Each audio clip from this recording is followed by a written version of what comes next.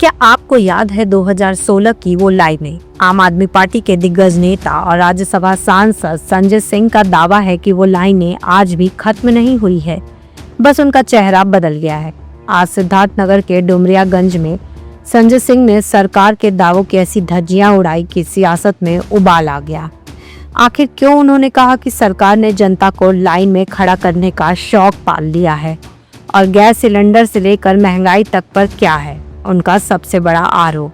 पूरी खबर बताने से पहले सुनिए संजय सिंह की वो बाइट जिसने सरकार की नींद उड़ा दी है। देखिए, एक संकट होता है जो आता है संकट, एक संकट होता है जिसको हम बुलाकर लाते हैं। तो इस देश की जनता को ये समझना चाहिए और आप सभी पत्रकार बंधुओं को ये जानना चाहिए कि ये संकट हमारे प्रधानमंत्री आदरणीय नरेंद्र मोदी जी लेकर आए हैं। उन्होंने ये संकट इस देश के लोगों को सौगात में दी है। वो कैसे, मैं आपको समझाता हूं। ईरान आपका परंपरागत मित्र है और खुद प्रधानमंत्री आदरणीय नरेंद्र मोदी जी जब ईरान की यात्रा पे गए थे तो उन्होंने कहा था कि भारत और ईरान की दोस्ती इतिहास से भी ज्यादा पुरानी है। यानी जितना इतिहास पुराना होता है उससे ज्यादा पुरानी दोस्ती है। ये मैंने नहीं, मोदी जी ने कहा था। और खामेनेई साहब जो अब इस दुनिया में नहीं है, उनकी हत्या कर दी अमेरिका और इजराइल ने। उन्हीं खामेनेई साहब से मुलाकात करके ऊर्जा क्षेत्र के कई महत्वपूर्ण समझौते मोदी जी ने किए थे। और खामेनेई साहब को 7वीं शताब्दी की कुफिक लिपि में लिखी हुई कुरान की पांडुलिपि भेंट की थी मोदी जी ने। और क्या समझौता किया था? सबसे बड़ा समझौता किया था चाबार पोर्ट का, जिसका हमें इतना बड़ा फायदा होता जिसकी आप कल्पना नहीं कर सकते। हम पाकिस्तान को बाईपास करके अपना व्यापार उस पूरे क्षेत्र में फैला सकते थे। ये चाबार पोर्ट का हमारे लिए महत्व है। और प्रधानमंत्री ने उसका बखान भी किया, हजारों करोड़ रुपए वहां पे इन्वेस्ट किया। ट्रंप ने डांट लगाई, चाबार पोर्ट छोड़ के आप चले आए। और 2024 में, ज्यादा दूर मत जाइएगा, जब ईरान के राष्ट्रपति की हेलीकॉप्टर के दुर्घटना में मृत्यु हुई तो आदरणीय प्रधानमंत्री जी ने राष्ट्रीय शोक घोषित किया। हमारे झंडे झुके रहे। यह बात इस देश के लोगों को जानना चाहिए और खास तौर से बीजेपी के लोगों को जानना चाहिए जो विरोध कर रहे हैं इस वक्त। हमारे राष्ट्रीय झंडे झुके रहे ईरान के राष्ट्रपति की मौत पे 2024 में। और जिस संसद में मैं बैठता हूं उस संसद में शोक प्रस्ताव पारित किया गया उनके लिए। फिर आपको ट्रंप ने धमकाया, सीज फायर के नाम पे डराया, बार बार आपको अपमानित किया, हिंदुस्तानियों को हाथ में हथकड़ी पैरों में बेड़ी बांधकर भेजा और यहां तक कहा कि मोदी जानता है मैं उसका कैरियर खत्म कर सकता हूं। यह ट्रंप का बयान है। और निर्देश दिया, मैं पूरी जिम्मेदारी से कह रहा हूं, युद्ध के 2 दिन पहले भारत के प्रधानमंत्री की इजराइल यात्रा ट्रंप के डांटने और ट्रंप के दबाव में और एप्स्टीन फाइल्स के दबाव में की गई है। वरना तो भारत के प्रधानमंत्री की जिंदगी आपने जोखिम में डाल दी। ऐसे समय में कोई इजराइल की यात्रा करता क्या? गाजा के युद्ध के बाद आप चेक कर लीजिएगा, कोई भी देश का प्रमुख इजराइल की यात्रा पे नहीं गया। हमारे प्रधानमंत्री गए और उसके 2 दिन बाद ईरान पे हमला शुरू हो गया। खामेनेई जी की हत्या कर दी गई, 160 स्कूली बच्चियों को मार दिया गया। और हमारा मेहमान ईरानी जहाज वापस जाते हुए अमेरिका ने उसको उड़ा दिया। 100 लोग मारे गए, 100 नौसैनिक मारे गए। भारत के प्रधानमंत्री किसी भी घटना पर एक शब्द नहीं बोले। पहले दिन से मैं कह रहा था ईरान से बात करो आपका दोस्त है, ईरान से बात करो आपका दोस्त है। प्रधानमंत्री बात नहीं किए। क्यों? क्योंकि ट्रंप से डर लगता है। खाड़ी के 8 देशों के राजाओं से, राष्ट्रपतियों से बातचीत की, लेकिन ईरान के राष्ट्रपति से बातचीत नहीं की। कब बातचीत की? जब पूरा देश लाइन में खड़ा हो गया। जब मैंने संसद में पूछा प्रधानमंत्री किस गुफा में छिपे हुए हैं, तब गुफा से निकल के आए। बोले हमें मुर्दे को इंजेक्शन लगाना है, मुर्दे को इंजेक्शन लगाना है। सबने कहा अरे विदेश नीति तो मर गई। बोले नहीं नहीं, मुर्दे को इंजेक्शन लगाना है। सर, विदेश नीति की आप बात कर रहे हैं, तो देश की एक सेकंड, मैं खत्म कर लूं अपनी बात। तो जब विदेश नीति मर गई तो मुर्दे को इंजेक्शन लगाने के लिए प्रधानमंत्री जी 13 दिन के बाद जागे। उन्होंने ईरान के राष्ट्रपति से बातचीत की और ईरान के लोगों ने, वहां के जो प्रमुख हैं उन लोगों ने थोड़े बहुत छूट हमें हार्बोज समुद्री मार्ग से जहाज लाने के लिए दिए। मैंने लाया हुआ संकट क्यों कहा, ये बात बता के अपनी बात खत्म करूंगा। लाया हुआ संकट इसलिए कहा कि डुमरियागंज में रहने वाले लोगों को नहीं पता, गोरखपुर में, बस्ती में, सुल्तानपुर में, उत्तर प्रदेश में रहने वाले और इस देश के रहने वाले किसी भी व्यक्ति को नहीं पता। प्रधानमंत्री को पता था, मोदी को पता था, जयशंकर को पता था हरदीप पुरी को कि हिंदुस्तान का 60% कच्चा तेल ईरान के रास्ते से आता है।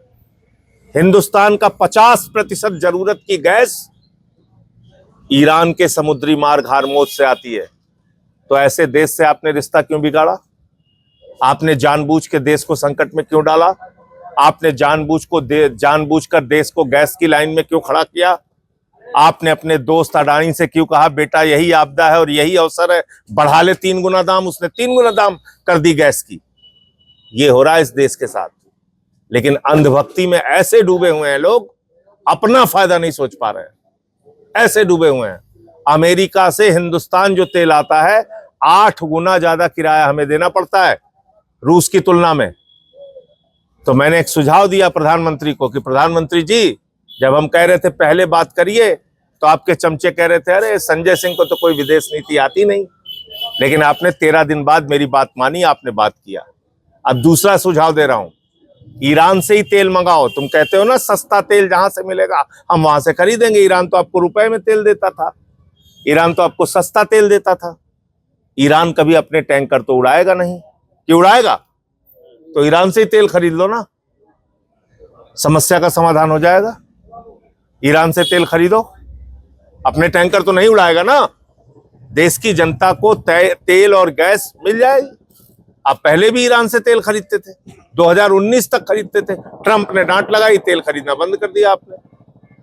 तो इस देश को संकट में, परेशानी में, इस हाहाकार की स्थिति में डालने के लिए अगर कोई 1 नंबर के अपराधी और दोषी व्यक्ति हैं तो उनका नाम है आदरणीय नरेंद्र मोदी उर्फ महामानव उर्फ गुरु घंटाल, वही है। सर, मेरा एक छोटा बोले कि गैस की कालाबाजारी में सबसे ज्यादा सफा के लोग। अब देखिए ऐसा है, पूरे देश को पहली बात तो इन लोगों ने संकट में डाला। कालाबाजारी, चोरी, बेईमानी में अगर नंबर 1 का स्थान है तो भारतीय जनता पार्टी के नेताओं का स्थान है। चेक करो, देखो आप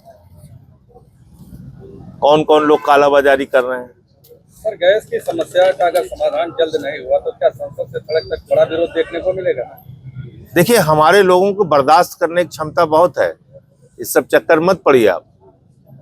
हम लोगों में बहुत बर्दाश्त करने की क्षमता है।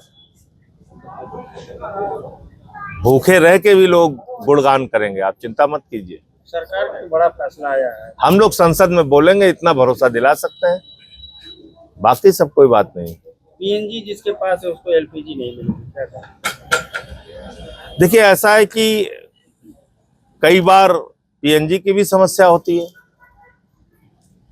लेकिन एक तरफ आप कह रहे हैं संकट नहीं है, दूसरी तरफ आप कनेक्शन छीन रहे हैं, तो दोनों बातें तो अपनी तरफ में विरोधाभासी हो गई ना। एक तरफ आप कह रहे हैं संकट नहीं, दूसरी तरफ होटल बंद हो रहे हैं।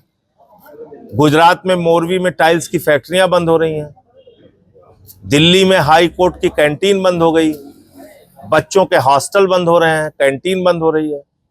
तो संकट नहीं है तो ये सब हो कैसे रहा है? लेकिन हम सब लोग बहुत सहनशील लोग हैं, हमें कोई फर्क नहीं पड़ता इन चीजों से। कष्ट प्रूफ हो चुके हैं, जैसे वाटर प्रूफ होता है, हवा प्रूफ होता है, तो हम कष्ट प्रूफ हो चुके हैं। हमें कष्टों का कोई, मोदी जी के राज में वैसे भी कष्ट आपको झेलने के लिए अपने आप को तैयार करना है रोज। रेट भी बढ़ाया गया है इसमें। जब गैस की किल्लत हुई है ना, लोग मतलब लाइन में लगे हैं और 60 रुपये, कमर्शियल का 115 रुपया रेट भी बढ़ाया गया है। इस पे क्या कहेंगे? ये तो सरासर गलत है। इसका मतलब कि आप ये सोचिए ना, इस समय जब 4 राज्यों में चुनाव है तो गैस का दाम कौन बढ़ाएगा? इसका मतलब मुसीबत है ना, तभी तो मजबूरी में आपको दाम बढ़ाना पड़ रहा है।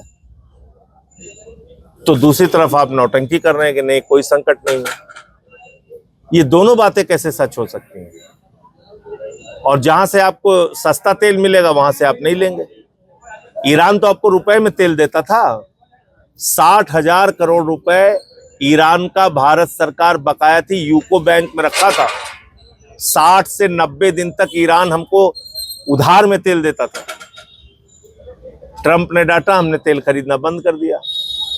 हम आजाद मुल्क हैं क्या? ये पूछना चाहिए प्रधानमंत्री जी से। वो कह रहा है हाँ बेटे 30 दिन के लिए चल रूस से तेल ले ले, फिर हाँ बेटे वापस ले लिया, अब तू नहीं ले सकता। इसके लिए भगत सिंह ने फांसी का फंदा चूमा था। इसके लिए शहीद अशफाक उल्लाह ने फांसी का फंदा चूमा था कि 80 साल के बाद एक ऐसा प्रधानमंत्री महामानव आएगा इस देश में जो ट्रंप के आदेश पर भारत की सरकार चलाएगा। बैठ जा बैठ गई, खड़ी हो जा खड़ी हो गई। ये हालत कर दी है मोदी जी की। तो ये बहुत अफसोसजनक बात है। ये देश के स्वाभिमान और सम्मान पे चोट है। सुनने के लिए मैं आया हूं और इसमें हमारे तमाम इस क्षेत्र के और आसपास के साथी शामिल होंगे। रमजान का ये पवित्र महीना हमारे मुसलमान भाइयों के लिए बहुत महत्वपूर्ण है और साथ साथ इस तरह के आयोजन से हम लोग भाईचारा, एकता, प्रेम और इस देश की जो खूबसूरती है उसका संदेश देने का काम करते हैं।